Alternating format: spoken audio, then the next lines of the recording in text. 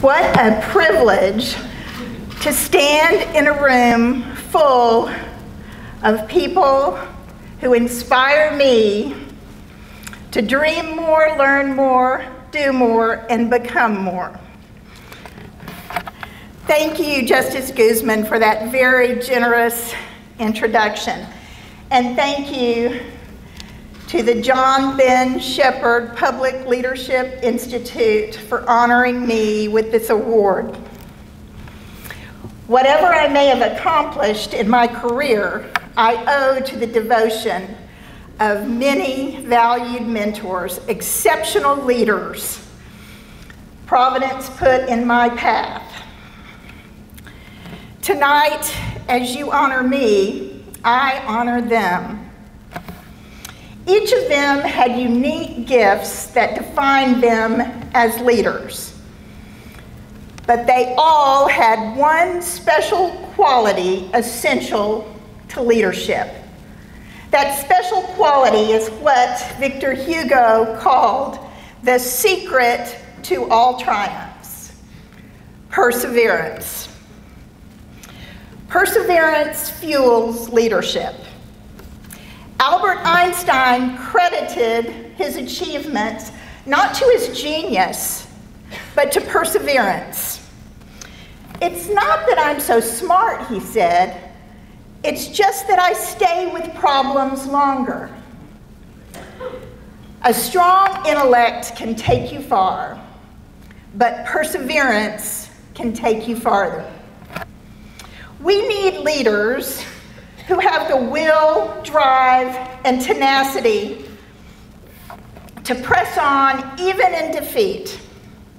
We are drawn to leaders who show that kind of grit, the resolve to push past obstacles and failures, and to go about their work with the quiet confidence that though they may spend a season in the valley, they will return to the mountaintop.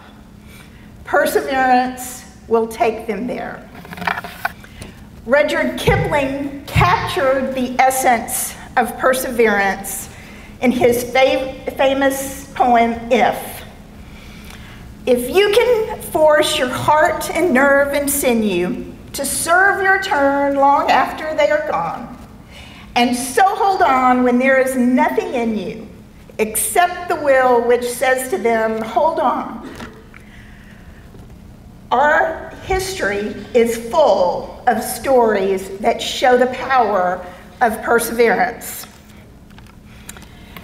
Born in a wilderness cabin in New York in 1800, a future American president grew up the son of a destitute farmer.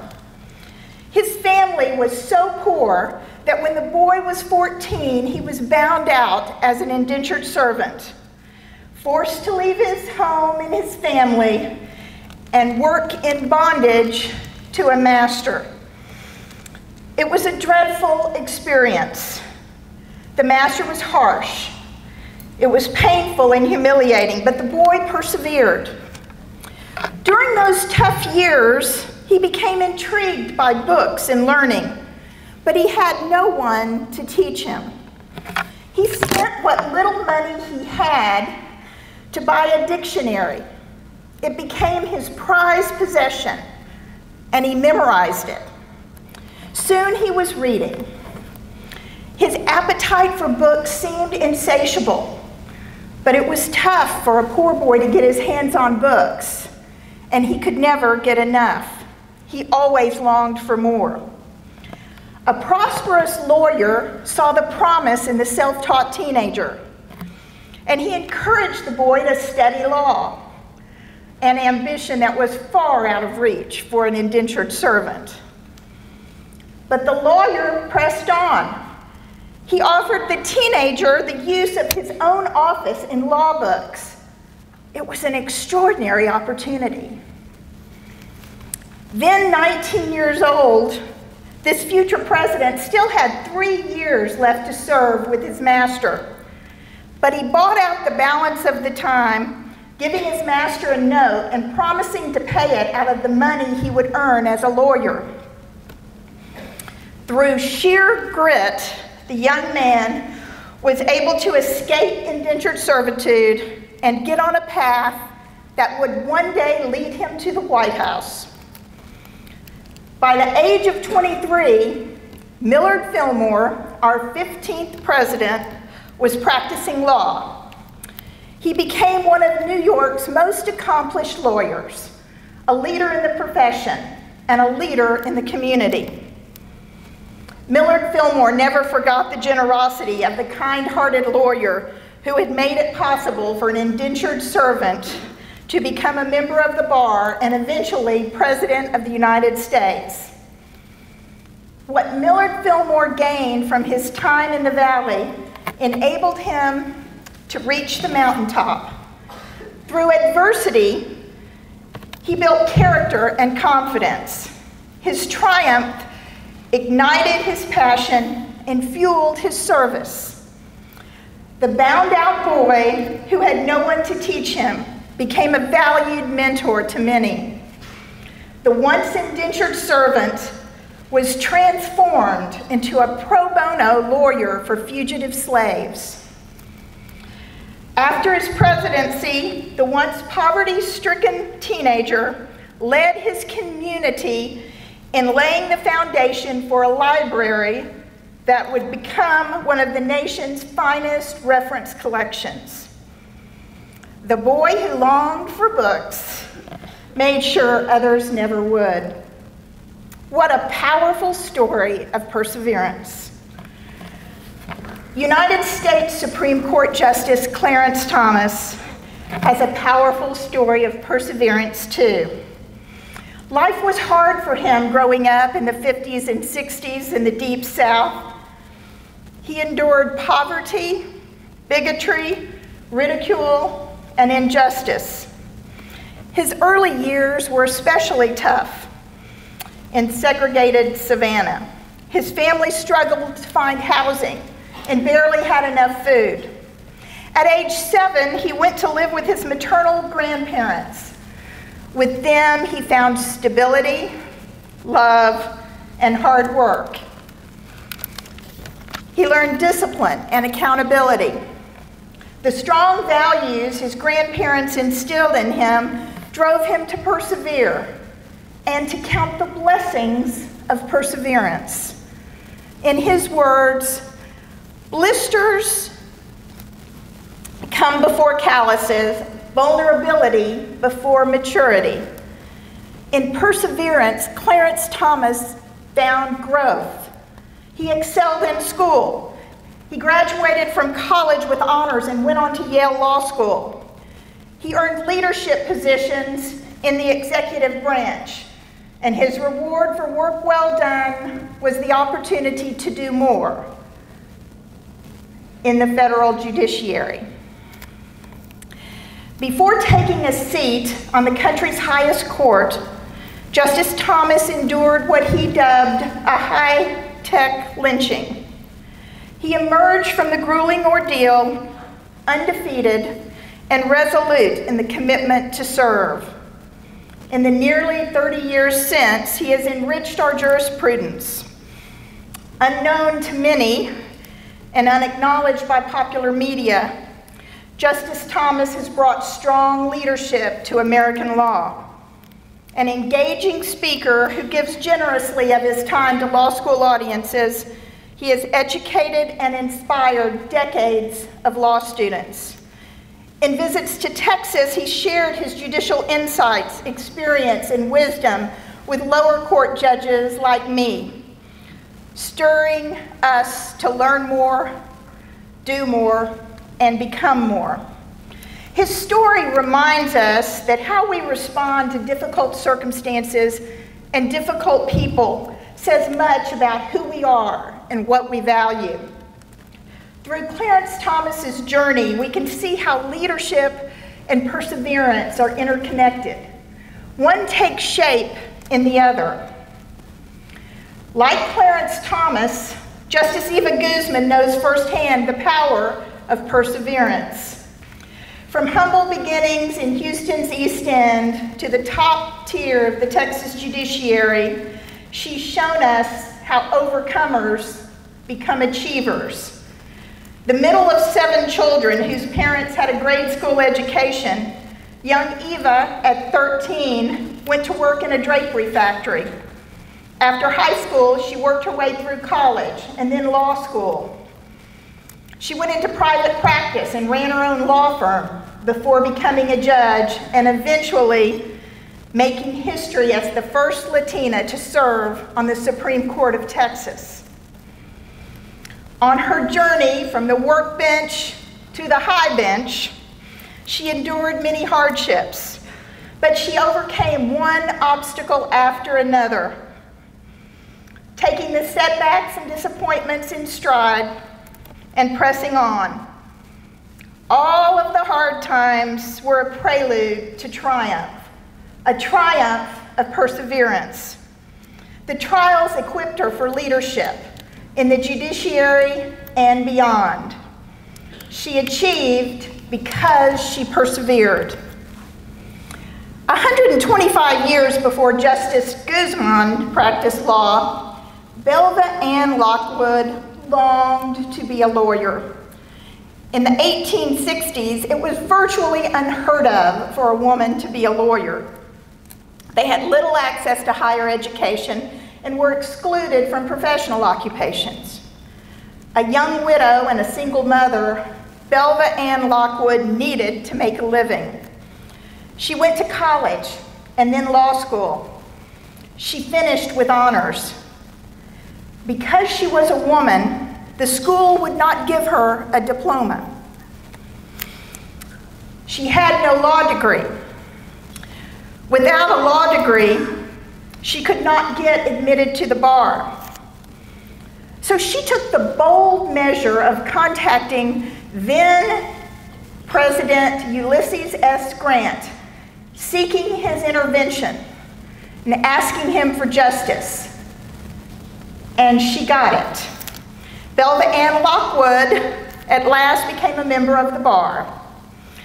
She was living in our nation's capital and wanted to do what lawyers do. She wanted to appear in court. She wanted to argue cases to the United States Supreme Court. But those doors were closed to women. She pressed on. She went to work to get the law changed. And she did. She became the first female attorney to be admitted to practice before the highest court in our country, and the first woman to argue a case there. Belva Ann Lockwood understood what it means to persevere. I saw that same doggedness in female mentors in my life. Professional women who struggled and juggled to make it all work amid the rigor and pace of a demanding profession in a fast-moving world. As a young lawyer, I remember attending a luncheon in downtown Houston. The ballroom was teeming with professional women eager to hear the keynote speaker, a superstar who had made her mark in both law and business. Her career had taken off like a rocket. Everyone wanted to hear her story. Many of you, she began, aspire to have career, marriage, and children. Well, she said, you can have 2 out of 3. Any 2 out of those 3. Anything else, she said, was unrealistic. What the superstar said defied my life experience. I had seen 3 out of 3 firsthand in my mother, a professional, long married, who with my father parented 3 daughters. Today, at 95, Dr. Joyce Thompson is a retired biophysicist and biochemist, a Texas trailblazer who learned a thing or two about glass ceilings before that term ever made its way into the American lexicon. At a time when women were seldom seen in laboratories or on university faculties, She made her mark in scientific research and education. The daughter of a surgeon, she earned a slew of degrees. She's a member of Mensa and has authored publications on molecular evolution and many other subjects beyond my grasp. She's educated thousands of students at our state's finest universities and medical schools. And she's been elected by her peers to lead nationwide professional organizations. Growing up in the 70s, when our country was having a national conversation about whether women could have a marriage, a family, and a career, my sisters and I never doubted it. We had seen our mother model it all of our lives. She projected perseverance. She faced challenges, she encountered obstacles, and she suffered disappointments. But out of the struggles, she gained perspective to see the bigger picture, to keep growing and to keep going. Over a decades-long career, she served in esteemed positions. She received many honors and awards for her work and her leadership.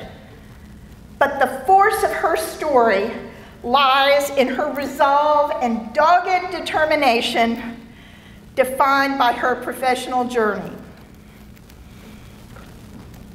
Today, amidst the rewards and challenges of balancing family, career, and marriage, I'm grateful for a mother who showed by example the power of perseverance.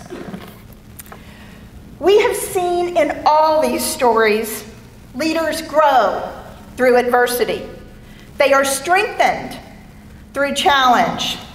They succeed through perseverance, and they emerge from their trials to lead with purpose and resolve.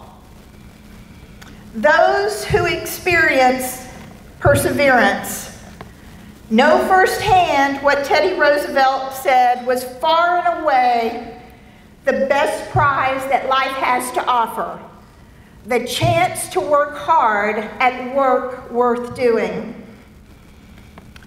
There's a lot of work worth doing in Texas. Our greatest opportunities for leadership lie in our own communities. What we do for others today shapes what they do for others tomorrow. The work will be challenging. To achieve the goals, Texas needs committed leaders, leaders who persevere. In closing, I pose this question. When you see a need in your community, how will you respond? As Texans, we have a long tradition of taking care of our own on our own. Our communities need us. They need our perseverance. They need our leadership. Let's bring it home.